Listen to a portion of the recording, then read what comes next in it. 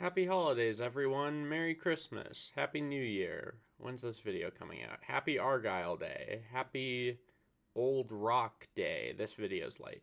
Today I'll be ranking and reviewing all the Rankin Bass Christmas movies, and I feel like I don't really have to justify myself. They're good movies for the season, and I have some pretty strong feelings about most of them.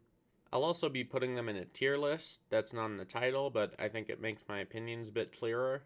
Let's talk about the ranking system. Here's our tiers. S tier are the classics. I can watch them every year and never get tired of them. I can even watch them in months other than December. A tier are the holiday mainstays. I can watch them most years, but I do not think about them outside the holidays. B tier is good. I can recommend them. You may not want to watch them more than once, but there's something to them. C tier is marathon fodder. These movies would be inoffensive as part of a Rankin Bass marathon, as like background noise during a holiday get together, but I wouldn't really recommend them on their own. D tier is morbid curiosity. These movies have some weird or interesting bits to them, but for the most part, they're too boring to comfortably put in a marathon.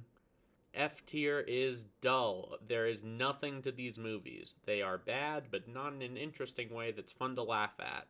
I don't think there's a situation where I would ever recommend these. The tier list I have here, it included two Frosty movies that were not produced by Rankin Bass, so I'm not going to touch those for now. We'll be going in order of release date, and I'll be ranking them as we go. Let's get into it.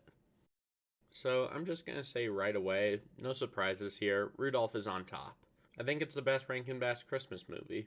For the most part, I think Rudolph deserves the monolithic cultural impact it has. I don't feel like I really have to recap it. Rudolph is a reindeer. Other reindeer don't like his red nose. He runs away, he meets some friends, he defeats a Yeti, he saves Christmas, and everything turns out good. It's a relatively simple plot, but it's just overflowing with charm. Every character, from the absurd elf boss to the nervous Jack-in-the-Box to the underweight Santa, they're all iconic in their own right, but they don't take away from Rudolph. The one character I'm not a big fan of is Rudolph's girlfriend. I feel like Clarice is very unnecessary. She isn't central to the plot, and in a movie that's so packed with zany side characters, she isn't weird enough to be an interesting diversion. Also, Rudolph was voiced by a 43-year-old who sounds like a 10-year-old, and Clarice was voiced by a 16-year-old who sounds like a 20-year-old. It's just uncomfortable any way you look at it. Like, these two should not be dating. The writing, production design, and cinematography, I wouldn't say they're especially sophisticated, but they're more involved than they had to be. There's a fair deal of irony in the dialogue that might go over kids' heads, and you can tell they put thought into how the shots are framed. There's a lot of little details that the other specials tend to lack. Before moving on, I want to address the criticism that this movie seems to receive most often, summed up in this meme about its message. Deviation from the norm will be punished unless it's exploitable. Listen, I get it.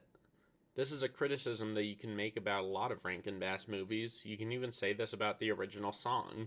But I think it's a very shallow read of this special, and I think Rankin Bass did everything they could to subtract from this theme.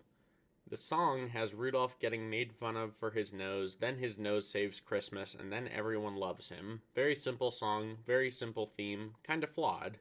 In the movie, however, the town recognizes how shitty they were to Rudolph before he helped Santa Claus. Rudolph's parents realize on their own that they were in the wrong and go out looking for him. By the time they get back from the Bumble's cave, everyone is on Rudolph's side. So they make it back, and when everybody hears their story, they start to realize maybe they were a little hard on the misfits. Maybe misfits have a place too. Then Santa realizes how bad the storm is, and Rudolph steps up. Rudolph gains his notoriety by helping Santa, but by that point, everyone already recognizes his humanity, or whatever the deer equivalent of humanity is. I don't think that this criticism holds water. I think it stems from an edgy attempt to distance yourself from the childhood media you loved rather than the actual quality of said media, and Rudolph is pretty high quality. We're taking a pretty steep nosedive right away. Cricket on the Hearth. Well, I actually have no idea how to introduce this movie, so I'll just get into the plot, because the plot is So there's this cricket. He gets taken in by a toy maker and his daughter because all animals can talk, that's normal, and humans think crickets are lucky. The toy maker's daughter is dating a hot dude, but the hot dude goes into the Navy, and he's like, don't worry, I'll be back in 3 years. So 2 years and 9 months later, this horrible goblin man comes to their door and tells them the hot boy's ship sank. This news shocks the daughter so much that she goes blind. Her grief blinds her on the spot. Okay, I didn't know it worked like that. So now the daughter can't help her dad make toys, and the dad can't make toys because he's too busy caring for her. So they can't make money, the dad takes a bunch of loans, and their house gets foreclosed on. So the dad gets a job working for a horrible factory owner. He doesn't get paid, he just gets room and board. Through this, the dad constantly lies to his daughter. Since she's blind, he tells her that they're living a lavish lifestyle and they have a big house, trying to spare her feelings by endlessly deceiving her. After they've been working at this factory for a good while, the dad runs into this bearded homeless man, notably not hot and old as fuck. They decide to take in the homeless man despite barely getting by themselves. Flash forward again, Christmas is approaching, and the bearded old man is about to tell something to the daughter. I wonder what it could be. But before he can spit it out, the mean boss man comes in and proposes to the daughter. And because her dad has been lying to her, she thinks their boss is a very generous person and she has no reason to decline. She still needs a bit of time to think about it though, so the boss says, "Oh, I'll come back in a couple hours, you can give me your answer then." The dad and the beard man are too worried about the daughter's feelings to do anything about this, but the cricket hatches a plan to stop the boss from proposing again. When the boss comes back and sits down for tea, the cricket, with the help of some other critters, drops an acorn in his tea. And that doesn't work, so they drop some pepper in his tea. And that makes him sneeze so much that he has to run out of the room. So the boss vows to get his revenge on the cricket. Even though the incident doesn't really bother the daughter, this seems like a very temporary setback. And also he didn't even see that the cricket did it. I don't know how he figured that out. Nonetheless, the boss decides that this cricket poses too much of a threat and must be eliminated. So he sends his evil talking crow to get the job done. To get help killing the cricket, he goes to this shady bar that's straight out of The Great Mouse Detective, complete with a seductive animal burlesque dancer. So the crow meets up with a dog and a monkey. They suggest that instead of killing the cricket, they could kidnap him and sell him to a ship captain who sells crickets as good luck charms in China. They do that. This trio kidnaps the cricket and brings him to that ship captain, but when they ask for payment, the captain shoots all 3 of them with a pistol. They're fucking dead. Good God. The cricket is tied up and bound for China, but somehow he escapes, and he hitches a ride on a fish and a heron back to land. When he gets back, he sees a wedding dress. Oh no, she's about to marry the boss. His proposal worked. The last 5 utterly insane minutes of this plot have been a waste of time. You'll love to see that. The marriage is just around the corner. All hope seems lost. But then, it's midnight on Christmas Eve, the most magical time of the year. So naturally, all the toys come to life. The toys are thankful to the toy maker for being so detailed in their construction. They want to help. So they tell the cricket, big twist, the beard man is the hot boy? Holy shit! They explain how his ship sank, but he managed to survive for 2 years on a desert island until he got taken back to shore by a passing whaler.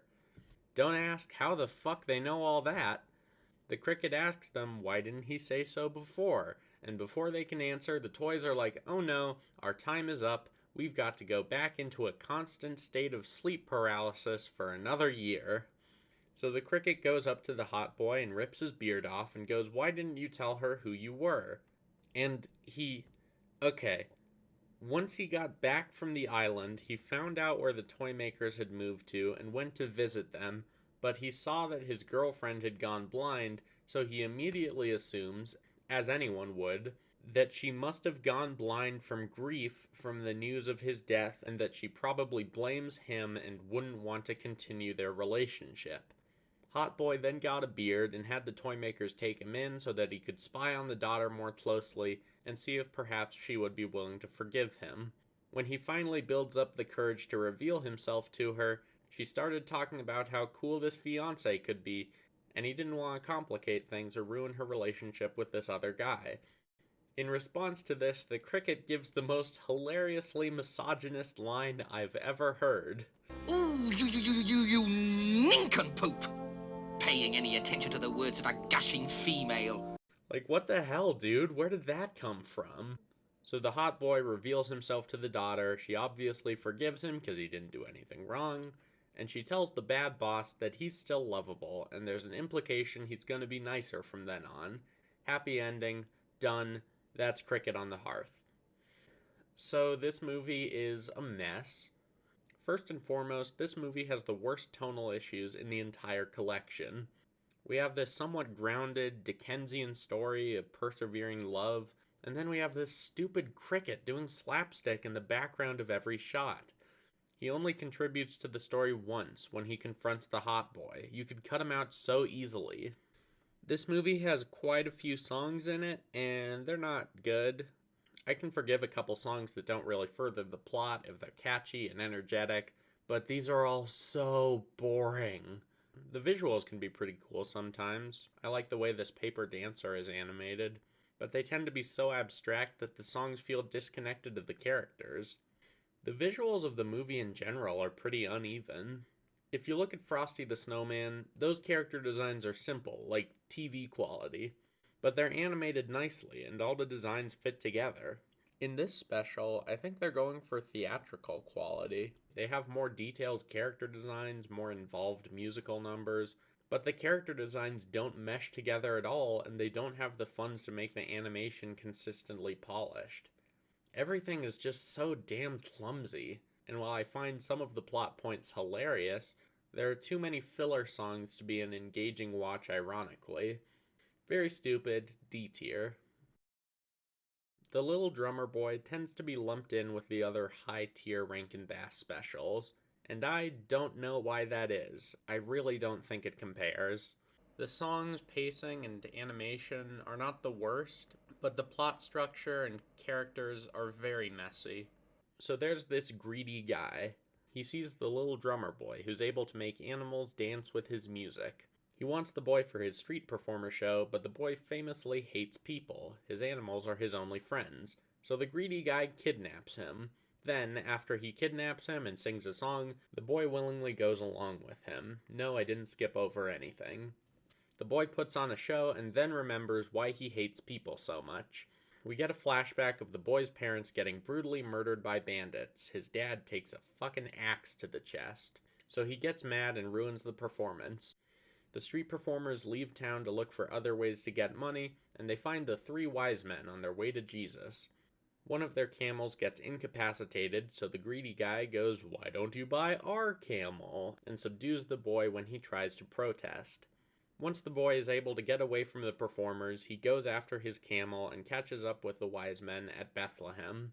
But oh no, a Roman chariot comes by and injures his lamb. How's he gonna heal this lamb? Jesus. Here comes Jesus. So he drums for Jesus and Jesus heals his lamb. Happily ever after. So this is not good. It breaks the show don't tell rule to an egregious degree. We are told again and again by the narrator and by the boy himself that he hates humans. He hates people. He hates people so much.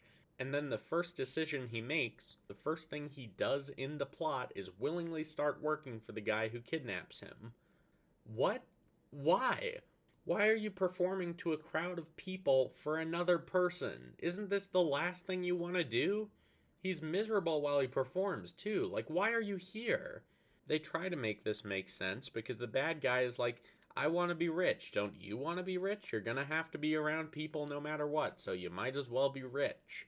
And it's like, no. The first thing we see of the drummer boy before this is him happily beating his drum in the desert with his animal friends. He seems fine. He doesn't need money, and he doesn't need to be around people. I don't buy that the boy goes for this. We know one thing about this kid, and he immediately contradicts it. This movie has a couple songs, and I don't dislike them, but they do nothing to further the plot. In fact, I think they kind of hinder it. None of these songs explore the little drummer boy as a character. The titular song only gives us that he wants to drum for Jesus, which, yeah, we get that from how the song's framed. We didn't even really need the song. The boy sings a song that's explicitly a hollow performance, so that tells us nothing. And the only I Want song in the movie, the only song where a character sings about what motivates them and why they want it, comes from the antagonist. The antagonist has the best voice acting, the best song, the most expressive design. On paper, he's an asshole, but he comes across as more likable than the boy because the boy sucks. His character arc is incredibly confused. Let's ask ourselves, what does the little drummer boy have to learn? How does he grow throughout the story? This movie's got two answers. 1. The boy is too naive and trusting. He needs to learn how cruel humanity can be. 2. The boy is too hateful and angry. He needs to learn how good humanity can be. The movie clearly wants to be about the latter, but the first 2/3 of the movie, up until he meets Jesus, are about the former. Most of the movie is about him being betrayed, so you go, okay, he's too trusting, but he already hates people when the movie begins, so even that doesn't make sense. It's like they wrote the sad backstory and the meeting with Jesus, they wrote why he's so hateful and how he overcomes that, then they realized that their movie wasn't long enough, so they wrote this middle part that adds more meat to the story, but just kind of repeats the character arc of the backstory, so now both segments make less sense. It's short enough, and there's enough holiday imagery in it for it to be inoffensive when playing in the background. It's the definition of C tier. It's Frosty the Snowman. Frosty's great. I think the characters are very sweet, I like the tone, I like the animation, it's all just really good. A bunch of kids make a snowman, they put a hat on his head, and he comes to life. But it turns out that the hat belongs to an evil magician, Professor Hinkle, who values his own property over Frosty's life. Hinkle spends the rest of the movie trying to steal back his hat, while Frosty, Karen, one of the neighborhood kids, and Hinkle's rebellious rabbit have to get Frosty to the North Pole to keep him from melting. Hinkle eventually gets the upper hand by locking Karen and Frosty in a greenhouse, but Santa comes by and brings a winter wind to reform Frosty after he melts. Hinkle still won't give up his hat, so Santa says that if he doesn't give it up, he'll never get Christmas presents ever again. Hinkle gives it up and runs home. So Frosty's back, they bring Karen home, and she can see him again next year. What I like about Frosty is that it feels tighter and more stripped back than Rudolph. I love that Rudolph has so many wacky characters and that they all work so well, but I appreciate that Frosty doesn't waste your time. The funny bits of animation and writing stick with you because they're not bogged down by a bunch of filler, and maybe more importantly, it doesn't deviate from its core idea. The relationship of two people who care for each other but have diametrically opposed needs. It's a refreshingly mature subject for this movie to explore. It's basically E.T. but a decade earlier and for an even younger audience. I like the antagonist. I like how petty he is and how he's defeated in an equally petty way. Something about the movie that could be considered negative, but I find pretty funny, is that every child except for Karen is voiced by one kid. Most of them sound the same, and any outliers sound insane because it's just the same kid doing a crazy voice, so you get moments like this that are basically unintelligible. What'll we call him? Yeah, shall we call him Harold? Bruce? Bruce? S tier. Easy S tier. I don't have too much to say about Santa Claus is Coming to Town. There's not much to it, but there's not much wrong with it either. Santa Claus is an orphan who is left by the doorstep of an elf family. As he grows up, he ventures through the mountains, ruled by the Winter Warlock, to a nearby town ruled by the Burgermeister Meisterburger to try and give toys to the children there. The Burgermeister has outlawed toys, so Santa gets run out of town. On his way back home, the Winter Warlock attacks, but his heart is melted by a toy Santa gives him. It's very sweet. The rest of the movie follows Santa finding ways to give kids the illegal toys and building a relationship with a local school teacher. This is the way to make a Santa Claus origin story. It's a light and sweet story about infectious kindness, and that's perfect. I love stories about people who are able to change the world with unrelenting positivity. I think they're really nice. One thing that I feel could have been better is the Winter Warlock, or at least how he's introduced. I really wish that we got a bit more villainy from him, a bit more maliciousness before he gets redeemed. We hear a lot about how bad he is, and he says how bad he is, but we could have had a scene or two of him actually impeding Santa Claus to drive this home. Put One Foot in Front of the Other is a really great song about redemption. It puts forth the idea that people can encourage you, people can help you, people can make it easy for you to redeem yourself, but ultimately it's your decision. You have to put in the work to get better. You have to want to get better. It solidifies Santa as someone who always sees the best in people, but it also doesn't take away the Winter Warlock's agency in his character arc. It's one of the best songs in the Rankin Bass catalog, and it works decently well dramatically, but I think it would hit harder in the context of the story if the Warlock had been a bit more of a dick beforehand. Classic S tier. And S stands for spoiler alert. This is the last S tier movie on the list. It's downhill from here. 'Twas the Night Before Christmas is an entire movie based around the phrase, not even a mouse. Get it? The mice are stirring because Santa says he's not coming to their town this year. This household is occupied by the family of the town clockmaker and the mouse family that helps him with the clocks.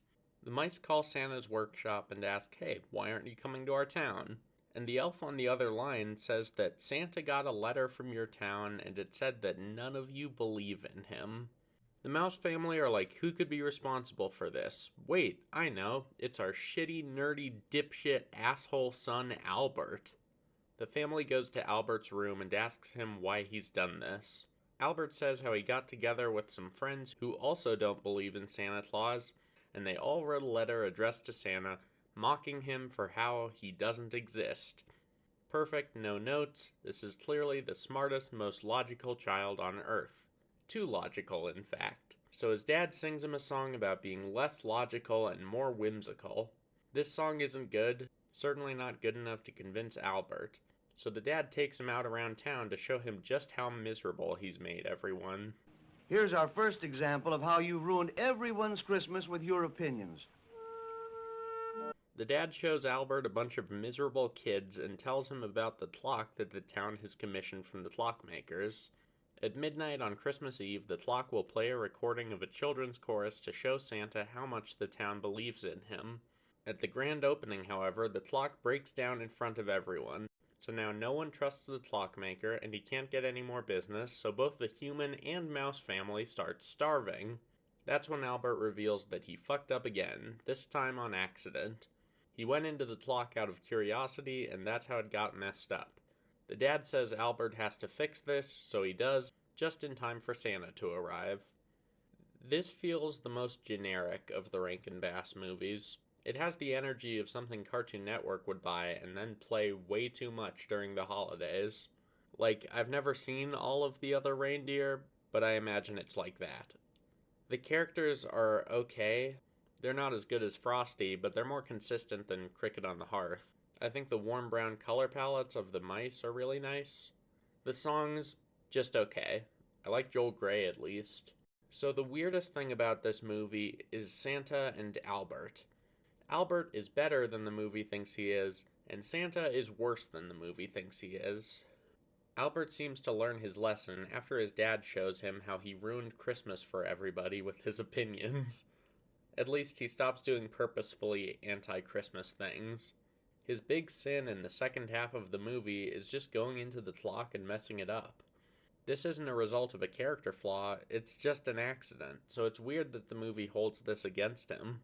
Like, his character arc is done. Why are you adding on this new mistake that doesn't say anything about his character? It just feels like kicking him while he's down. And then there's Santa.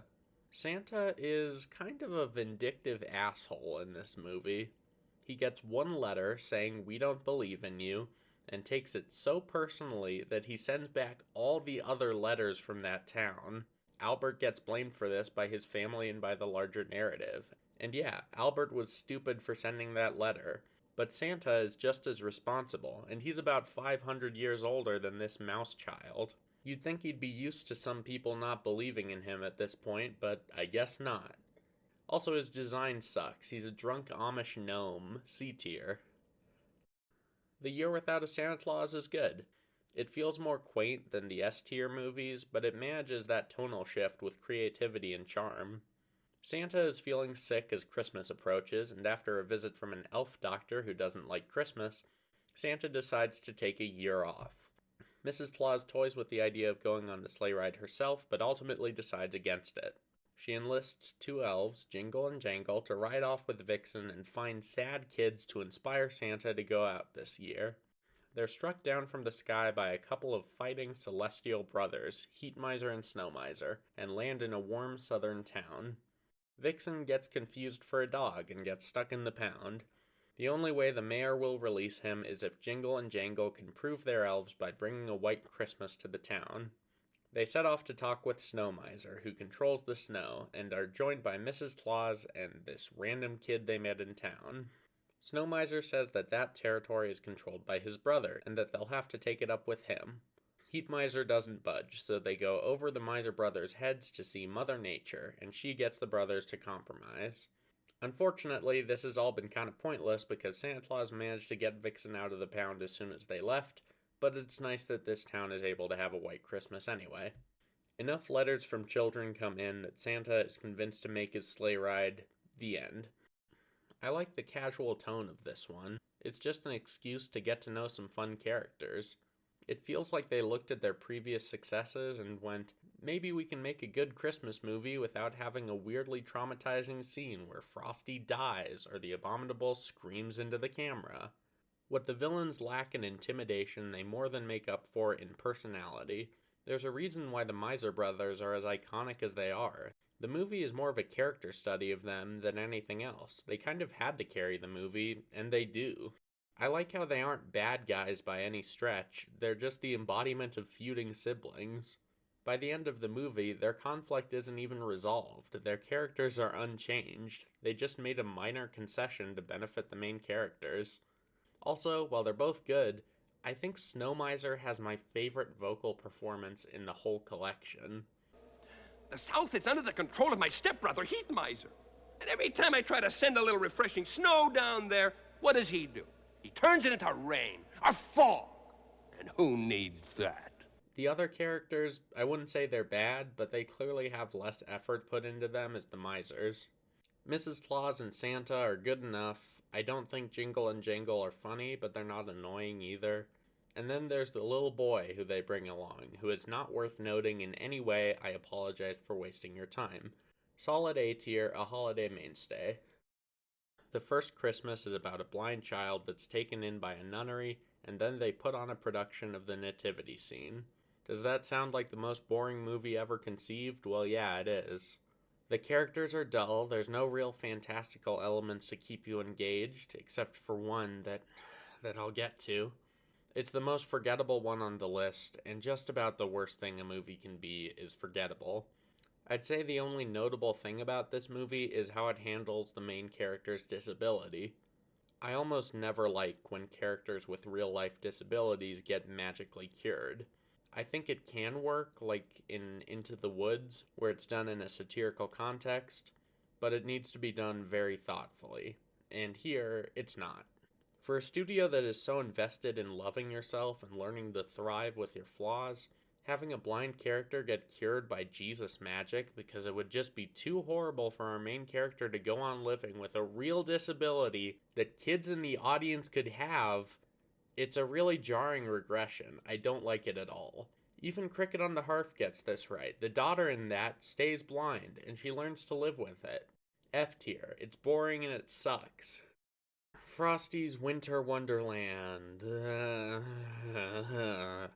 It's got a short runtime and solid art direction, so these work in its favor, but it's clear that they didn't have any sort of decent concept for a Frosty sequel. It's Christmas time, so Frosty is back in town to play with the kids, but he's feeling pretty lonely the rest of the year, so the kids build him a girlfriend. He brings her to life by giving her some flowers. Meanwhile, Jack Frost is jealous of all the attention that Frosty is getting, so he sets out to murder him, and he almost succeeds a couple times. Frosty and his girlfriend Crystal plan to get married, so they make a Parson Brown out of snow and bring him to life with a Bible. Jack Frost comes along to spoil the wedding, but Crystal invites him to be the best man, and he's like, "I've always been the best man." So he accepts and realizes that Frosty isn't so bad. I don't like this movie. It's not offensively bad, but it doesn't expand on anything that made the first movie special. It doesn't develop his relationship with Karen, or Santa, or the magician, or the world at large. The movie is just filling out a roster, and all the new characters feel so shallow. I don't care about Crystal. She's just a female Frosty. I also don't really like Jack Frost. He's a very generic antagonist. Hinkle wasn't very intimidating, but he had personality, and Jack lacks both. His redemption is bad too. He doesn't do anything to justify the amount of kindness that Crystal shows him. It's about as bad as Cricket on the Hearth. It's totally unearned. Not a good movie, but very Christmassy. It'd be okay in a marathon. Rudolph's Shiny New Year isn't great, certainly not as good as the first movie, but it's not bad at all. I think it's got a lot of neat stuff to show, even if the way it's shown could be better. Rudolph has just gotten back from his annual sleigh ride, ready for a long rest, but he's called upon by Father Time as the baby New Year has gone missing, and without him the New Year will never begin. It'll just be December 31st forever. So Rudolph and a couple of time-themed companions have to travel across the archipelago of last year and try to find the baby New Year before Eon. Eon is a centuries-old creature who is destined to die on the arrival of the New Year, so he's determined to keep the baby New Year lost. As Rudolph journeys across the archipelago, he meets embodiments of 1 million BC, a caveman, 1023, a knight, and 1776, literally just Ben Franklin. It turns out that the baby New Year, whose name is Happy, has run away because people won't stop laughing at his big ears. Eon is the only one who doesn't laugh at him, so he's able to take Happy to his lair. Rudolph catches up and gets through to Happy by saying it's better to learn to laugh at yourself rather than ignoring your strange features. Laughing at Rudolph helps Happy come to terms with himself, and laughing at Happy makes Eon stop aging, so it turns out there was a way to continue time without him dying. That's nice. I like Rudolph's Shiny New Year. It doesn't reach the heights of the first movie, it feels kinda conflicted in the story it wants to tell, but it's got some really nice moments and cool concepts. I love the idea of shifting Rudolph into more of a mentor figure and giving his story new meaning for new characters. I also love the idea of a simple adventure movie, taking the concept of islands from different time periods and running with it. In a perfect world, I can imagine these concepts meshing together exceptionally well. But as it is, they just wind up subtracting from each other. The setting has incredible potential, but they mainly use it to introduce shallow characters with unfunny quirks. I initially didn't like the Happy storyline. It felt like a lazy retread of the first Rudolph, but they actually do some interesting stuff with it. While Eon wants to use Happy's insecurity by being deceptively kind in order to isolate him, Rudolph seeks to resolve his insecurity by being brutally honest but compassionate in order to connect with him. It's a neat dichotomy that shows how Rudolph has grown and how bad actors are able to manipulate people with insecurities. I just wish some of the ideas put forth in this movie were developed more. As it is, it's a solid sequel that could have been so much more. B tier. The Little Drummer Boy is not good, but I can see why some people like it. No one likes The Little Drummer Boy Book 2. The sequel follows the Little Drummer Boy and one of the three wise men as they go off to find these massive silver bells so they can ring them and signal the birth of Jesus. They've been stolen by a bunch of Roman soldiers, and the Little Drummer Boy has to distract them while his animals make off with the bells. The second most boring movie in the list. In the first movie, the Little Drummer Boy's character arc was very confused. Here, he has no character arc. Fuck it, he has no character. He's an empty husk. Do you want to see a movie about an empty husk? Zero Mostel, co-star of the producers, is in this movie. He gets to sing one lame song that doesn't move the plot forward, and that's it. They really waste him. F tier. So boring.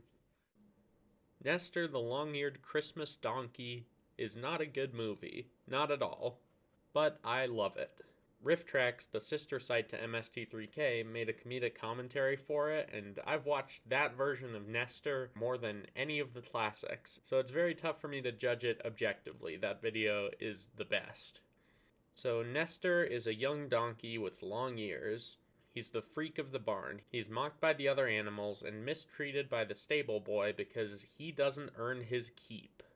I don't really know what a young donkey does to earn his keep, much less how long years would hinder that. Like, an adult donkey can carry and pull things or give birth to other donkeys, but I don't know what Nestor should be doing.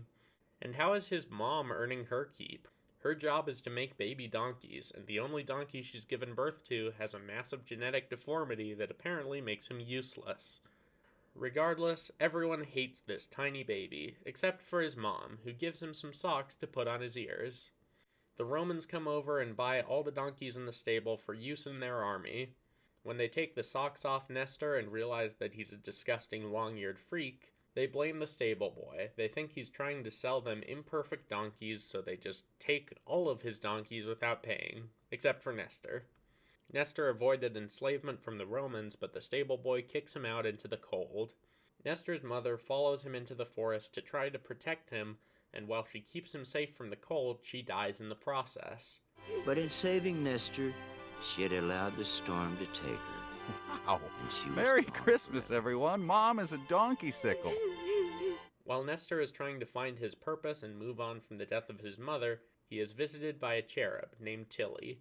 Tilly says, hey, you need to go to Bethlehem because God wants you to go to Bethlehem. And Nestor is like, well, I don't really have anything else going on right now. Together, they journey most of the way to Bethlehem, but then Tilly tells Nestor to just, wait there for a bit. And then she leaves. And then Nestor gets captured and taken to another barn with another boss who hates him, and another cast of animals who relentlessly mock him. A good amount of time passes, and then Mary and Joseph come by the stable looking for a donkey to carry a pregnant Mary to Bethlehem. The stable owner wants to sell Nestor for a steep price, but then God Jedi mind tricks him into giving him away for free.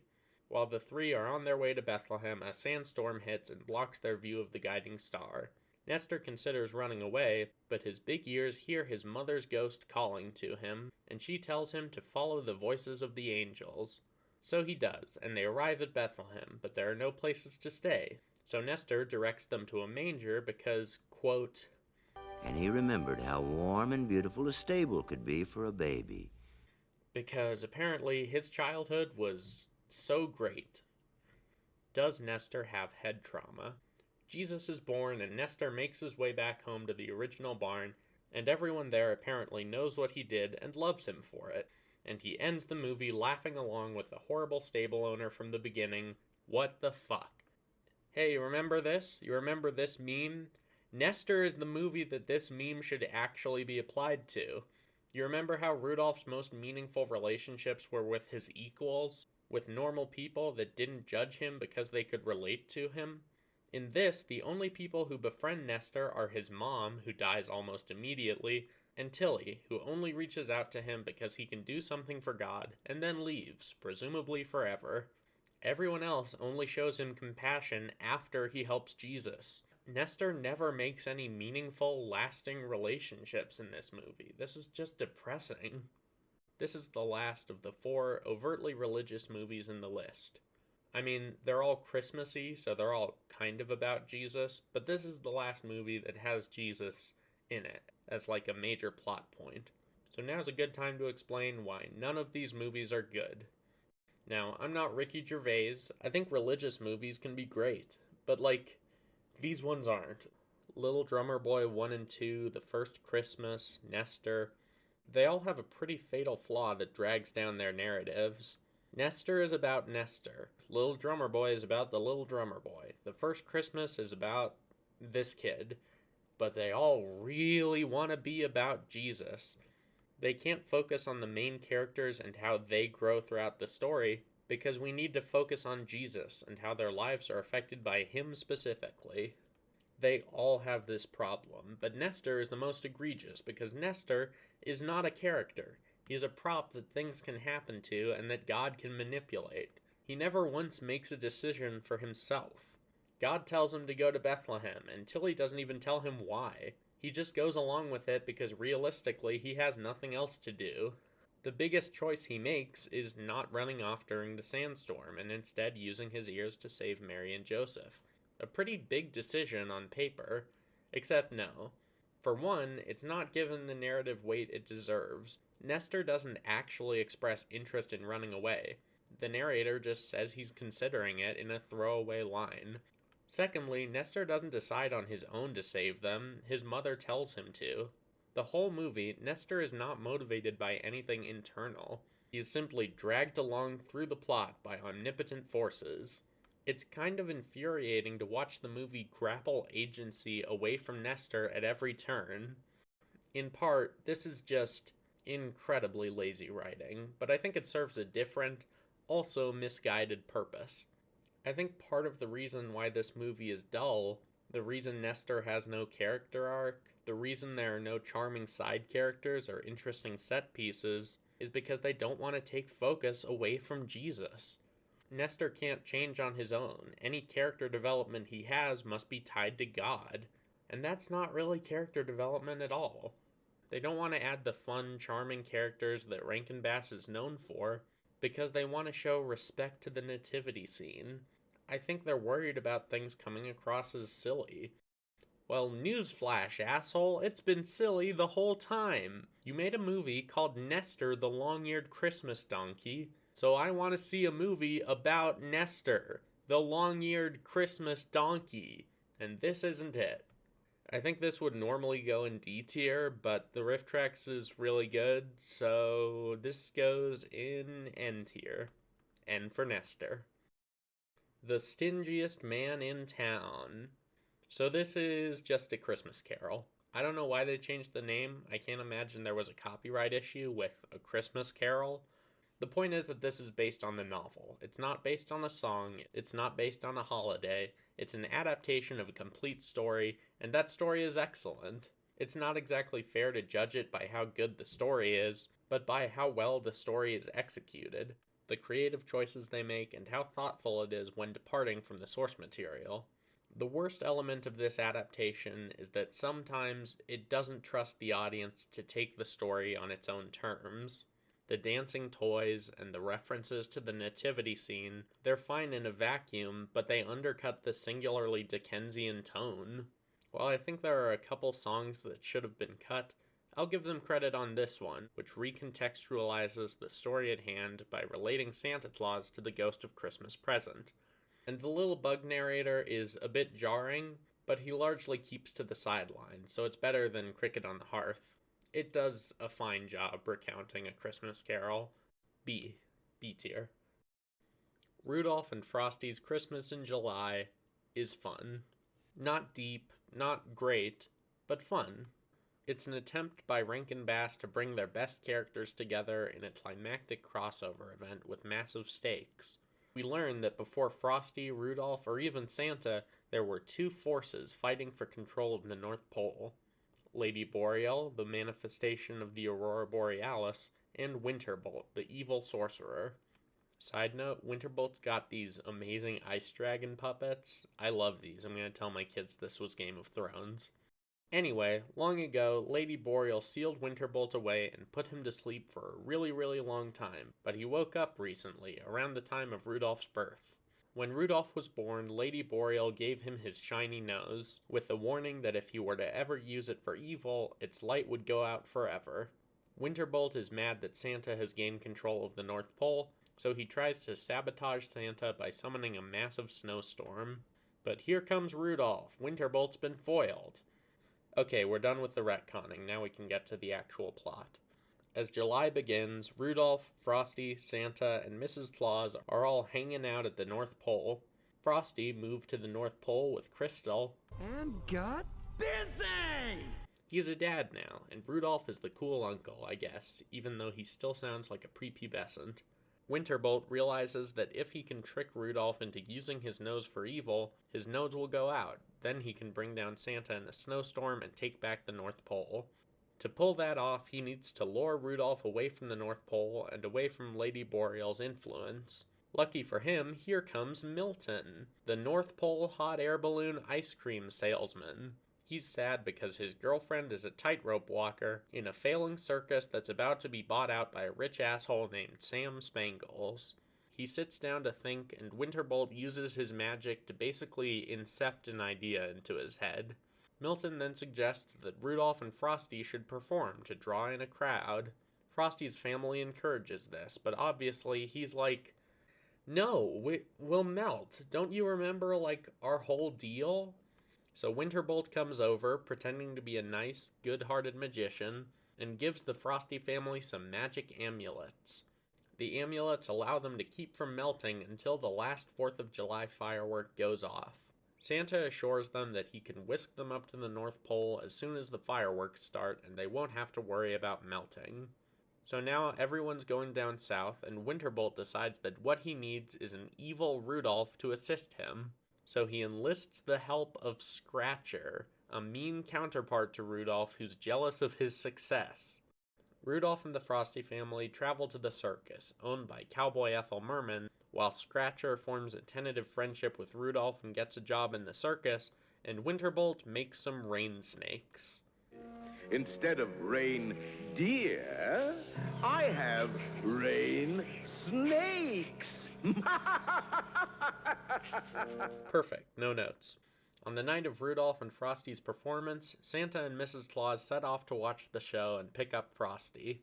But without Rudolph to guide them, they're vulnerable to Winterbolt's storm. Back at the circus, Scratcher asks Rudolph, "Hey, could you come to this caravan and use your nose to help me see what I'm looking for?" Rudolph goes along with this, but doesn't know that Scratcher is looking to steal the night's earnings. Once Scratcher finds them, he hands them to Rudolph and says, "Okay, Cowboy Ethel Merman wants us to give the money to that policeman who will deposit them in a bank for us." Rudolph doesn't see anything fishy about this, so he gives the money to the policeman, who turns out to be Sam Spangles, the mean rich guy from earlier, in disguise. So Rudolph has accidentally undone what they came here to do in the first place, and used his nose to do it. Now Rudolph's nose is out, but Rudolph wasn't really at fault, so maybe it could come back on if he seeks redemption or exoneration. He tells Frosty how he was tricked, so Frosty is the only one who knows why Rudolph did it. Once the fireworks are mostly over and Frosty is starting to panic, Winterbolt shows up. Rudolph and Frosty ask him for help, and he's like, "Surprise, I've been evil the whole time. I wanted this to happen." Winterbolt says the only way he'll help Frosty's family and extend the amulet's enchantment is if Rudolph admits to his guilt and pledges to never explain how he was tricked. If Rudolph ever tries to exonerate himself, Winterbolt will lift the enchantment again and Frosty's family will melt. Rudolph accepts these terms and goes into exile, as everyone, including Frosty's family, find out what Rudolph did without the context. Winterbolt has basically won at this point, and he's pretty happy with himself. He talks to the genie of his magic staff, who's been giving him advice this whole time, and the genie goes, "Hey dipshit, why didn't you bring Frosty's hat? It's a hat that brings snow to life, and you're a snow wizard. You don't think that'd come in handy?" So Winterbolt heads back down to the south and tells Frosty he'll return Rudolph's shiny nose if Frosty gives up his hat. Frosty's been feeling guilty about what Rudolph gave up for him and his family, and also apparently still trusts this fucking guy, so he accepts. Meanwhile, Rudolph gets a pep talk from this clock whale, he was a character in Shiny New Year, don't worry about it, and heads back up north to confront Winterbolt. There's an action scene where Rudolph fights Winterbolt's snakes, and if snakes can be said to have asses, Rudolph certainly kicks them. He steals back the hat, returns it to Frosty, and exposes Sam Spangle and Scratcher as thieves. This act of goodness is enough to restore Rudolph's shiny nose. Winterbolt tries to attack them all, but Cowboy Ethel Merman shoots his staff, which turns him into a tree. So he's dead, so the snowstorm subsides, so Santa's able to come by and pick up the Frosty family. It's too bad they're dead too. Killing Winterbolt lifted the amulet's enchantments, so they've all melted. Fortunately, here comes the clock whale, and he brought Jack Frost to help. So Jack uses his winter breath to reform the Frosties and keep them cool until they reach the North Pole. Rudolph stays behind to help the circus for a bit longer, and I think that's it. Christmas in July expands the world on a purely physical level rather than telling a thematically meaningful, character-driven story. There are emotional moments, but not really character arcs. I don't mind such a simplistic, shallow story as long as it knows what it is and it's got a good sense of humor about it. And this movie absolutely does. An Ethel Merman cowboy singing utterly random songs, a trashy bucktooth counterpart to Rudolph, some clumsy retcons. These are so stupid, but like, who cares? They're great. Take the way Misfits is used in the movie. It doesn't make sense that either of these characters sing this song at this time. Rudolph has long since grown past his sense of insecurity and social isolation, and Frosty never struggled with those at all. But does that matter? It's really cute seeing these two sing together. Who cares if the context is a bit messy? A tier. Iconic.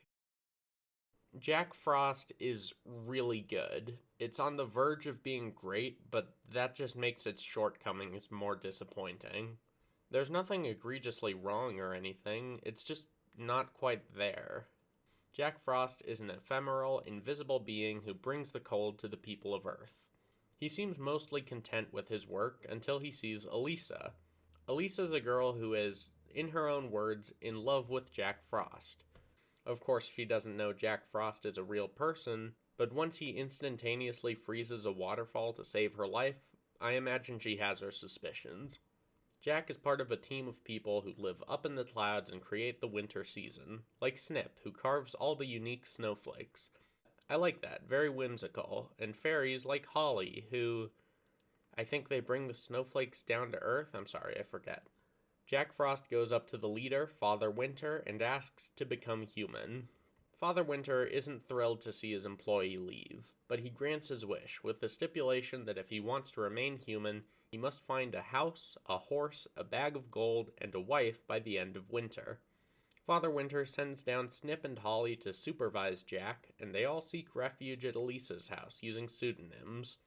Jack soon learns that finding a horse, house, and bag of gold will be nigh impossible as long as Kubla Kraus rules the town. Kraus is a clockwork manufacturing Cossack who's been hoarding resources and keeping wealth from the villagers. Jack doesn't concern himself with this and just enjoys his time with Elisa until Kubla Kraus kidnaps her, and Jack has to team up with Elisa's old boyfriend, a knight, to try and save her. The boyfriend manages to save Elisa, but Jack, Snip, and Holly are captured. Aside from that, this attack seems to have struck a nerve with Kubla Kraus, because now he plans to send his entire army of clockwork soldiers to destroy the town. Jack Frost realizes that the only way to stop the invasion is to bombard Kraus's castle with a snowstorm, so he decides to give up his human form and attack the fortress as Jack Frost. This works for a while, but he doesn't end Kubla Kraus's plan, he merely stalls it. And when spring comes, Jack's storm will end and the town will fall. So he goes back into his human form and tricks the Clockwork Army into falling off a cliff. Since Kubla Kraus's army is gone, Jack lays claim to his castle, horse, and gold. So now all he needs to stay human is a wife. With less than an hour until spring, he races back to Elisa's house and finds that she's engaged to the other boyfriend. Jack fades back into incorporeality, but still visits their wedding to kiss her bouquet with Frost. Jack Frost is a very ambitious movie that I just wish was developed more. I love the story on a conceptual level, but the movie feels unwilling to confront how dark its story actually is. For one, the pacing feels rushed. There's not much time to naturally explore how the characters interact. At the end of the movie, Jack has the tragic ending. He turns back into a spirit, he kisses the flower, and then we go straight into the actual ending, with everyone waving, and the Buddy Hackett mole narrating, and the upbeat theme song. We have this really beautifully bittersweet ending, but it gets undercut by a couple minutes of weirdly positive filler. And Jack doesn't even say anything the whole time, he just smiles at the camera. It's actually kinda unnerving. I think the winter spirit thing they made up for this movie is really creative, and I'm a sucker for clockwork stuff. I think Kubla is a bit on the cluttered side, but I still like his design. A tier, it could have been S. Pinocchio's Christmas is more of a rewrite of the Disney version, with Christmas shoehorned in, than a sequel or a spin-off. Pinocchio meets the cat and the fox, he signs up for the marionette show, he meets Jiminy and the Blue Fairy, but the Pleasure Island and Monstro segments are traded for more holiday-centric conflicts, where Pinocchio teaches a wealthy lord to spend more time with his children, and he tries to find a Christmas gift for Geppetto. This is the big surprise from the collection. I had never heard of Pinocchio's Christmas before, and I like it quite a lot. It's just as fun as Rudolph and Frosty's Christmas in July. In a lot of ways, I prefer it to the original Disney version. In story, that is. Obviously, the animation can't compete. I much prefer Pinocchio's characterization in this movie. In Disney's Pinocchio, he gets into his misadventures immediately after being born. His wrongdoings don't really feel like character flaws, just mistakes. He's effectively a baby, and I don't expect a baby to reckon with the morality of its actions. In this movie, on the other hand, Pinocchio's been conscious for a while, and his behavior has been a pattern the whole time. He doesn't feel like a toddler stumbling into bad situations. He feels like an impulsive little brat who actually needs to put in effort to change. The songwriting is of a similar caliber as the other Rankin Bass movies, but they're consistently energetic and they've got uniquely varied instrumentation. In fact, this one should have stayed an instrumental. Pinocchio's Christmas actually has a few really good jokes. Ah, yes, my card. There's nothing written on it. That's okay, you can't read anyway. Something else I appreciated in this movie is the cat. I mean, I don't like how this antagonistic character is dressed like a stereotypical Romani. That sucks. But what I like about her is that she's a bumbling villainous sidekick voiced by a woman. I don't know that I've ever seen that before. Like, she has the same characterization as the original cat, but a woman. I feel like most animated movies from before the Disney Renaissance only cast women as generic love interests, clever, conniving villains, or shining beacons of morality. It's an incredibly restrictive way to write an entire gender, and while the cat is just a standard bumbling sidekick antagonist, I really like her. Want me to bean him with this? No! And expressionism in a Rankin Bass movie? What the fuck, that's cool. Pinocchio's Christmas is able to stand alongside the others in the A tier. Wow, third A tier in a row. Can we keep this up? No. The Leprechaun's Christmas Gold is... You know what? I'm just going to review these last two together. My thoughts on them are very similar, and if you've seen the Quentin Reviews and Worthy Kids video on Rankin Bass, which I highly recommend, you know all there is to know about them. Leprechaun's Christmas Gold and Life and Adventures of Santa Claus are packed with weird lore, but their stories and characters aren't that interesting. They're fun to talk about, but they're really not fun to watch. The Leprechaun's Christmas Gold is about this one guy, Dinty Doyle, who lands on an Irish island in search of a Christmas tree. When he pulls the tree from the ground, that frees a wicked banshee who's constantly crying and brings bad luck. Dinty runs away from the banshee and stumbles upon a subterranean stash of gold and the leprechaun that's guarding it. The leprechaun tells Dinty that he spends all his time guarding the gold because of his marital issues, so that's great. He also says that the banshee will turn into tears if she doesn't get gold by Christmas morning, but it has to be given to her willingly. She can't steal it. The banshee drips a potion of generosity into the leprechaun's tea, compelling him to give away the gold. The leprechaun gives the gold to Dinty instead of her, warning him not to give it away. He explains how the banshee can shapeshift, but she can never stop crying. That's how to tell it's her. Dinty steps outside, sees a crying girl in the sand, and immediately gives her the gold. Surprise, surprise, it's the banshee. Now she has access to the gold. She puts Dinty to sleep for 1,000 years, but the leprechauns wake him up almost instantly. The banshee reaches for the gold, but she's too late. Dawn breaks, and she turns into tears. The leprechaun gets back together with his estranged wife, and they all sail back to the Irish mainland. Rudolph's Shiny New Year had quite a bit of lore, as did Christmas in July. They spend a not insignificant amount of time establishing ancient rivalries and customs that are relevant to the story. Then they used those concepts to tell stories that weren't perfect, but were adventurous, fun, even emotionally impactful. The Leprechaun's Christmas Gold spends half its runtime setting up lore about the leprechauns and lore about the villain, and it uses those concepts to tell a bland story with an idiotic main character. Why would you do this to me? The life and adventures of Santa Claus centers around a council of immortal beings recounting the life of Santa Claus in order to decide whether or not Santa should be immortal. Santa is abandoned in the Forest of Immortals as a baby. He's found by Ak, the leader of the Immortals, and he has a lioness care for him. Santa grows up in a forest until he's about 16 or so. Ak then makes them both invisible and takes him outside the Forest of Burzee to show him the cruel human world. Santa is moved by the suffering of the children, so he travels to the human world and starts making toys to cheer them up. But you know who doesn't like that? These guys. I forget what they're called. They're a bunch of evil troll-type things led by King Agua, and they hate children being happy, so they hate Santa Claus. They try to kill Santa, but the Immortals help him out. The trolls say, hey, you need to stick to your territory. You can't help Santa if he's outside the Forest of Burzee. And the Immortals say, we're immortal, we can do whatever we want. So the trolls go to war with the Immortals, and they get fucking destroyed. Absolutely wrecked. Totally just never even stood a bit of a chance. And then Santa goes on to do his whole Santa thing, and they grant him immortality. You know how I said that Santa Claus is coming to town is how you do a Santa origin story? This is not that.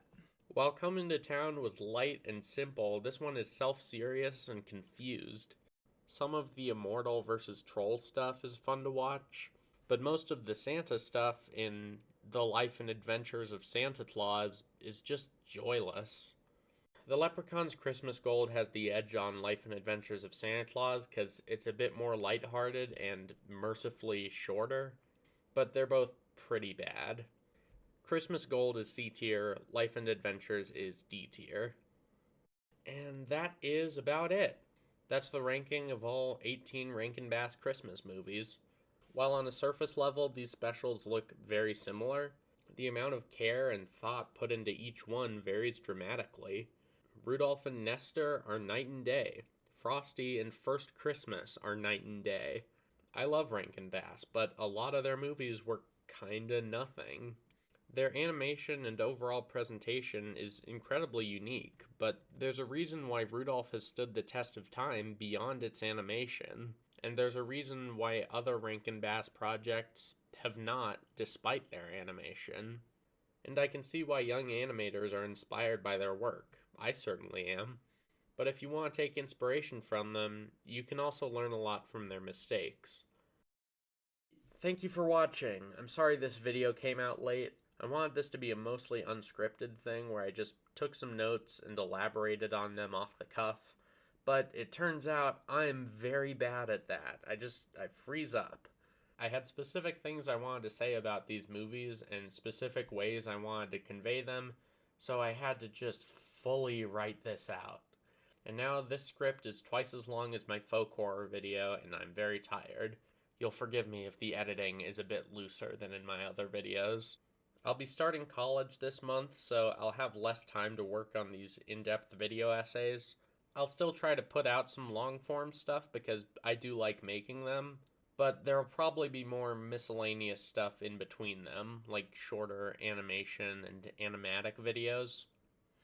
Even though it was more work than I was expecting, I enjoyed making this video, and I hope you enjoyed watching it. I've got to get working on my video for National Apricot Day. I'm already behind schedule. Bye!